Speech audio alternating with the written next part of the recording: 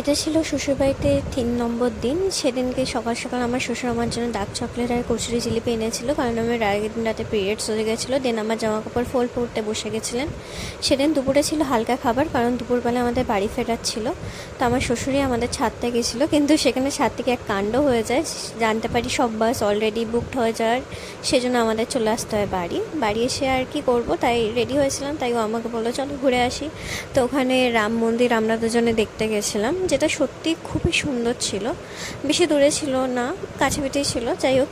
কিন্তু সেখানে যেহেতু ভিডিও করা অ্যালাউ নেই, তাই সরি ভিডিও করতে পারিনি। বাইরে দিয়ে একটুখানি ভিডিও জড়া করতে পেরেছি আর কি। ভিডিও টেডিও তুলে সেখান দিয়ে আমরা ডাইরেক্ট চলে গেছিলাম জাংশন মলে। হ্যাঁ, আরেকবার গেছিলাম, কারণ আগের দিন যখন গেছিলাম তখন মলটা বন্ধ হয়ে গেছিলো, তো আমরা ভেতরে ঢুকতে পারিনি। তাই আজকে ভেতরে ঢোকার আশায় আর কি গেছিলাম। মলটা সত্যি খুব বড় ছিল, সুন্দর ছিল, খারাপ ছিল না, ঠিকই ছিল। মল টল ঘুরে বাড়ি সেদিকে পুচকুটা চলে এসে তো আমাদের জিমনাস্টিক্সের কিছু ট্রিক্স মানে আর কিছু আর কি করে দেখাচ্ছিলো।